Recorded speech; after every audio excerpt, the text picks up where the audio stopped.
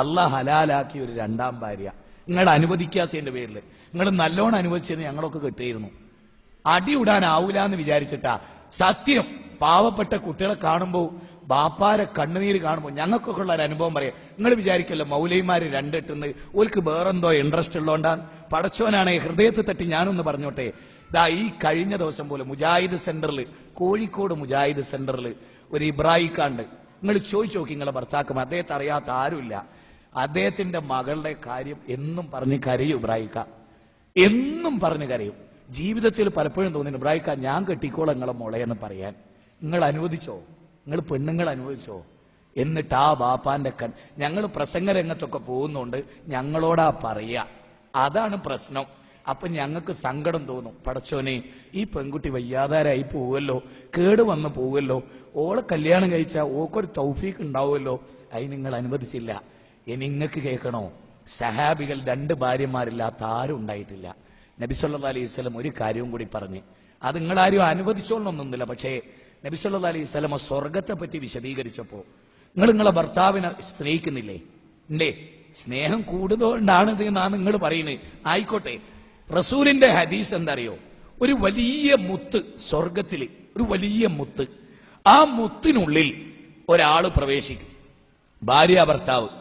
എങ്ങനെയുള്ള ഭാര്യ ഭർത്താവ് ആ പ്രവേശിക്കാറിയോ? ദമ്പതികളാണ് അവിടെ പ്രവേശിക്കുക. ആ വലിയ മുത്ത് സ്വർഗത്തില്.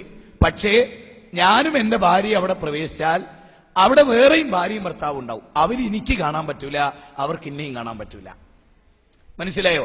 അവിടെ ആരാ പ്രവേശിക്കുക? രണ്ട് കല്യാണം കഴിച്ച പുരുഷനും ആ രണ്ട് കല്യാണം കഴിച്ച ദമ്പതിമാരും. എന്തേ അള്ളാഹു അവർക്ക് സ്വർഗത്ത് പ്രത്യേകത കൊടുത്ത്? വ്യഭിചരിക്കാൻ സാധ്യത ഉണ്ടായിരുന്ന, ജീവിതത്തിന്റെ പുറമ്പോക്കിലേക്ക് തള്ളിപ്പോയ, പടച്ചോനെ പേടിച്ചൊരു പെണ്ണിനെ കെട്ടിയതിന്റെ പേരില്, രണ്ട് സ്ത്രീകളെ പോറ്റിയതിന്റെ പേരില് അള്ളാഹ് കൊടുക്കണ ഒരിടം. സ്വന്തം ഭർത്താവിന് അത്തരൊരിടം കിട്ടണമെന്ന് ഭാര്യ ആഗ്രഹിച്ച ഒരു തെറ്റും വരാനില്ല നിങ്ങൾക്ക്. ഇനി നിങ്ങളറിയാതെ നിങ്ങളെ ഭർത്താക്കന്മാര് വ്യഭിചരിച്ചാൽ നിങ്ങൾ അത് അഡ്ജസ്റ്റ് ചെയ്യുകയാണെങ്കിൽ ആ ഭർത്താവിനെ കൊണ്ട് നിങ്ങൾ ഹറാമാണ് ചെയ്യിപ്പിക്കുന്നത്. ഇത്രയും ഞാൻ പറഞ്ഞത് രണ്ടാമതൊരു കല്യാണം കഴിക്കാനുള്ള മോഹാണെന്ന് ഒരിക്കലും നിങ്ങൾ തെറ്റിദ്ധരിച്ച എന്റെ പേരിൽ നുണ പറഞ്ഞതിന്റെ പേരിൽ അള്ളാഹ് നിങ്ങളെ ശിക്ഷിക്കും. അത് നിങ്ങൾ കരുതരുത്. ഇങ്ങനൊക്കെ നിങ്ങളോട് ആരും സംസാരിക്കൂല. പക്ഷെ എനിക്ക് അങ്ങനെ സംസാരിക്കണം എന്ന് ഉറപ്പുള്ളതുകൊണ്ട് ഞാൻ സംസാരിക്കുകയാണ്. നിങ്ങൾ ഈ കാര്യങ്ങളൊക്കെ ഒന്ന് മനസ്സിലാക്കണം. ജീവിതം, നമുക്ക് ഈ ലോകത്തിനപ്പുറത്തൊരു യാത്രയല്ലേ. എന്താ അത് മറന്നു പോണത്? എന്താ അത് മറന്നു പോണത്? പടച്ചോന്റെ കോടതിയിൽ നിങ്ങളൊന്ന് ആലോചിച്ചു, ഒരു പെണ്ണിനെ വ്യഭിചാരത്തിൽ നിന്ന് രക്ഷപ്പെടുത്തിയ അള്ളാഹ് നിങ്ങൾക്ക് പ്രതിഫലം തരൂലേ? ആ പ്രതിഫലം എന്ത് നിങ്ങൾ തടയണോ? നിങ്ങളെ ഭർത്താവ് രണ്ട് സ്ത്രീകളെ നോക്കി, അതിൽ നിങ്ങളെ ഭർത്താവ് നല്ല ഈമാനുള്ള ഒരു മനുഷ്യൻ, നല്ലൊരു മുത്തക്കി, നല്ല നിലക്ക് മക്കളെ പോറ്റിയ ഒരാള്, അയാൾക്ക് രണ്ട് ഭാര്യമാരിലോ 6 മക്കളും ഉണ്ടെങ്കിൽ ആ 6 മക്കളെയും സമൂഹത്തിന് ഉപകരിക്കുന്നവരായി അയാൾ വളർത്തുമെങ്കിൽ നാടിന് നല്ലത് അതല്ലേ? തെമ്മാടികളായ മക്കൾ ജനിക്കുന്നേക്കാൾ എന്താ നിങ്ങൾ ആലോചിക്കാത്തത്? അതുകൊണ്ട് ഇനി നിങ്ങൾ ആലോചിക്കണം. ഈമാനുണ്ട് നിങ്ങളൊന്ന് ചെന്ന് പറയണം. അത്യാവശ്യം സാമ്പത്തികമായിട്ട്. ഇപ്പൊ എനിക്കറിയാം മുസ്ലിങ്ങളൊക്കെ റിയൽ എസ്റ്റേറ്റും അതും ഇതൊക്കെ ആയിട്ട് ബന്ധപ്പെട്ട് വീട്ടിലിരുന്ന് മൊബൈലിൽ മാത്രം ബിസിനസ് കൺട്രോൾ ചെയ്യുന്നവര്, വേറെ പണിയൊന്നും ഓൽക്കില്ല. 5 വരെ തൊട്ടടുത്ത പള്ളിയിൽ പോയി നിസ്കരിക്കും, നോമ്പ് ഓൽക്കും, സക്കാത്ത് ഒക്കെ പുരയിൽ. അങ്ങനെയുള്ള ഭർത്താവ് വലിയ കൊട്ടാരം കണക്ക് വീടൊക്കെ ഉണ്ടാക്കിട്ടെ ഒന്നിനെയും കൂടെ കല്യാണം കഴിക്കാൻ പറഞ്ഞത് ആ സാധു കുട്ടി രക്ഷപ്പെട്ടോട്ടെ. നിങ്ങൾക്കറിയില്ലേ സൗദാ ബീവിനെ നബി കല്യാണം കഴിക്കുന്നത് എപ്പോഴാ? നിങ്ങൾ എന്താ വിചാരിച്ചേ? നബി സല്ലല്ലാഹു അലൈഹി വസല്ലമയുടെ ആദ്യത്തെ കല്യാണം തന്നെ 15 വയസ്സിന്റെ വ്യത്യാസത്തിലല്ലേ? 4 കുട്ടികളുണ്ടായിരുന്നു ഖദീജ ബീവിക്ക് അന്ന്. 2 പുരുഷന്മാരാൽ കല്യാണം കഴിച്ച് വിധവയായ ആളായിരുന്നു ആര്?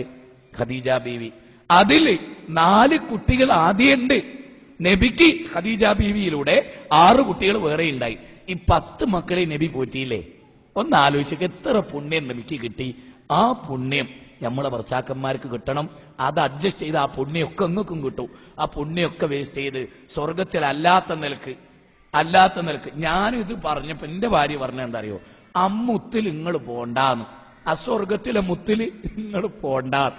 അപ്പൊ ഞാൻ ചോദിച്ചെടി ഞമ്മക്ക് ഒന്നിച്ചു പോയിക്കൂടെ എന്ന് ചോദിച്ചപ്പോൾ പറഞ്ഞേ, വേറെ എന്തൊക്കെ പുണ്യം നേടാൻ റസൂൽ എന്തൊക്കെ പഠിപ്പിച്ചിട്ടുണ്ട് അതൊക്കെ നിങ്ങൾ ചെയ്തോളി. നിങ്ങൾ എന്റെ അടുത്ത് വരി തന്നെ വേണ്ട, നിങ്ങൾ എല്ലാവർക്കും ദേവത്ത് ഇറക്കിക്കോളി. എന്നാലും നിങ്ങൾ 2 ആള് സഹിക്കാൻ കഴിയൂല. ഈമാനില്ലാത്തോണ്ടാണ്. ആ ഒരു തലത്തിലേക്ക് ഈമാൻ വർദ്ധിക്കാത്തോണ്ടാണ്. ഇത് നിങ്ങൾ മനസ്സിലിടുക. വേറെ നിലക്കൊന്നും തെറ്റിദ്ധരിക്കരുത്. കാര്യങ്ങൾ ഇങ്ങനെ പറഞ്ഞ് മനസ്സിലാക്കി തന്നാലേ നിങ്ങൾക്ക് മനസ്സിലാവൂ എന്നുള്ളതുകൊണ്ട് പറയാണ്. കേട്ടോ. ഇനി ഇതൊരു ചർച്ചയാക്കിയിട്ട് നാളെ ഇങ്ങനെ അങ്ങോട്ട് ഫോൺ വിളിച്ച് ഇങ്ങോട്ട് ഫോൺ വിളിച്ച് എന്നാലും ആ പ്രസംഗം അങ്ങനെയൊക്കെ ആയിപ്പോയി എന്ന് പറയണ്ട. ഇത് നിങ്ങൾക്ക് ഇക്കോലത്തിൽ ആരും ഇട്ട് പറഞ്ഞു തന്നിട്ടും ഉണ്ടാവില്ല. മനസ്സിലായോ? ഇത് ഇങ്ങനെയൊക്കെ പുണ്യമുള്ള ഒരു വകുപ്പാണ്. നിങ്ങൾ ഇപ്പൊ കേൾക്കുന്ന പോലെ കേട്ട് എനിക്ക് ഉറപ്പാ, അല്ലേ? ഇനി നിങ്ങൾ ചിന്തിക്കുക, ഈ ഒരു അറിവുണ്ടല്ലോ, ഇങ്ങനെയുള്ള കുറെ അറിവുകൾ, ഈ അറിവുകൾ നേടുമ്പോഴാണ് ജീവിതത്തിൽ ഒരു സമാധാനം ഉണ്ടാകുക. ജീവിതത്തിലെ ഏറ്റവും വലിയ സമാധാനം ഉണ്ടാകുക ഇങ്ങനെയൊക്കെയാണ്. ഇനി ഞാൻ